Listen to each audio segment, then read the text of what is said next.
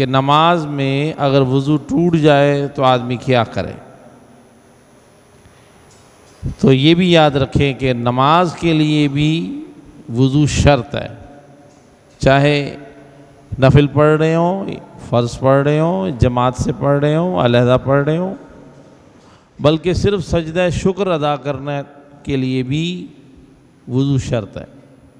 وضو کے بغیر نہ سجدہ ہو سکتا ہے نہ کوئی نماز ہو سکتی ہے۔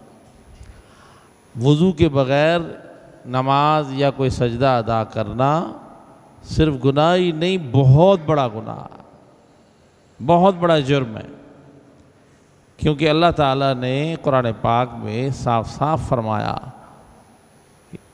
یا ایھا الذین آمنوا اذا قمتم الى الصلاۃ فاغسلوا وجوہکم وایدیکم الى المرافق وامسحوا برؤوسکم وارجلکم الى الکعبین۔ اے ایمان والو، جب نماز پڑھنا چاہو تو پھر پورا وضو کرو، چہرہ دھوو، بازو دھوو، مسح کرو، پاؤں دھوو۔ وضو شرط ہے،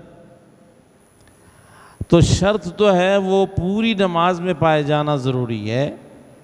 نماز شروع کرنے سے پہلے بھی باوضو ہونا ضروری ہے، اور یہی نماز ختم ہونے تک ضروری ہے کہ آپ باوضو۔ اگر دوران نماز سلام پھیرنے سے پہلے کسی جگہ وضو ٹوٹ گیا تو نماز بھی ٹوٹ گئی۔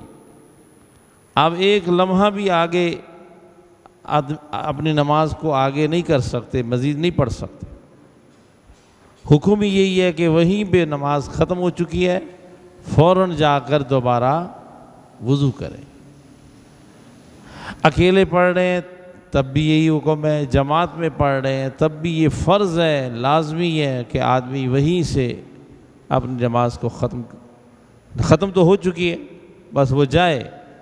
اگر صفوں سے نکل کر وضو کے لیے جا سکتا ہے، راستہ ہے تو جا کر وضو کرے، اگر نکلنے کا راستہ نہیں ہے تو بھی حکم یہ ہے کہ وہ اپنی جگہ چپ کر کے بیٹھ جائے، مزید آگے نماز نہ پڑھے، کیونکہ اب اس کا نماز پڑھنا بے وضو نماز پڑھنا ہے، اور بے وضو نماز بہت بڑا جرم ہے، اس کی بہت لمبی سزا ہے۔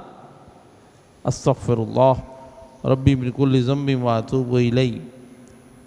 اللہ تعالیٰ سمجھنے کی توفیق دے اور عمل کرنے کی توفیق عطا فرمائے۔